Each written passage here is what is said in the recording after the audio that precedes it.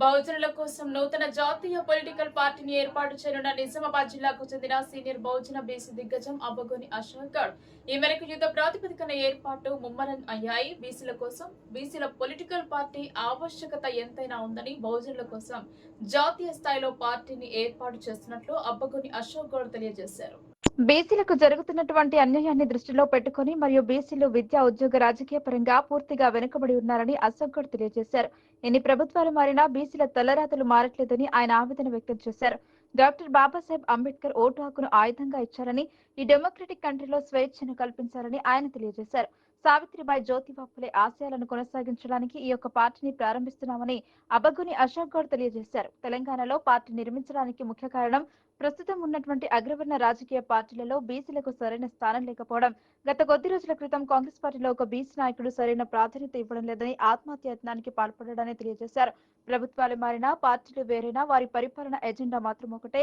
బీసీలను బానిసలు చేసుకుని అగ్రవర్ణ పార్టీలు రాజ్యాధికారం కొనసాగిస్తున్నాయి. దీన్ని తీవ్రంగా ఖండిస్తూ దేశంలోని అత్యంత జనాభా కలిగినటువంటి 70% బీసీలకు రాజ్యాధికారం రావడం లేదు. దీనికోసం అనేక బీసీ సంఘాలు ఉన్నప్పటికీ, అనేక రకాలుగా ఉద్యమాలు చేసినప్పటికీ ప్రభుత్వాలలో చలనం కలవడం లేదు. దానికి నిదర్శనం సరైనటువంటి బీసీల పొలిటికల్ పార్టీలు లేకపోవడం. బీసీల యొక్క పార్టీ ఉండడం వల్ల పూర్తిగా న్యాయం జరుగుతుందని అన్నారు. అందువల్ల ఈ యొక్క నిర్ణయాన్ని తీసుకున్నట్టు అబ్బగోని అశోక్ గౌడ్ తెలియజేశారు. మా పార్టీ యొక్క సిద్ధాంతం జనాభా దామాషా ప్రకారం బీసీలకు రావాల్సిన వాటు ప్రకారం కులగణన జరిపించాలని డిమాండ్. బీసీలపైన ఇటు రాష్ట్ర ప్రభుత్వానికి, అటు కేంద్ర ప్రభుత్వానికి చిత్తశుద్ధి లేకపోవడం పట్ల అబ్బగోని అశోక్ గౌడ్ ఆగ్రహం వ్యక్తం చేశారు. కామారెడ్డి డిక్లరేషన్ లో ముఖ్యమంత్రి రేవంత్ రెడ్డి బీసీలకు ఇచ్చిన మాట ఇంతవరకు నెరవేర్చకపోవడం పట్ల దాని వెంటనే ప్రకటించాలని డిమాండ్ చేస్తున్నామన్నారు. ఎస్సీ, ఎస్సీ, బీసీలు 90% పైగా ఉన్న ఈ దేశంలో మరియు రాష్ట్రంలో బహుజనులు ఇంకా బానిసలుగానే ఉండే పరిస్థితి నెలకొంది. కేవలం 10% లేనటువంటి అగ్రవర్ణాలు ఈ రోజు కేంద్రాన్ని, రాష్ట్రాన్ని పరిపాలిస్తున్నాయి. రోజు రోజుకు నిరుద్యోగ సమస్య పెరిగిపోతోంది. బీసీ కార్మికులు చేసుకునే జీవనం సాగిస్తున్నారు. వారికి సరైన ప్రోత్సాహం మరియు జీవనాధారం లేకుండా ఆర్థిక సమస్యలతో అనేక ఇబ్బందులు ఎదురవుతున్నాయి.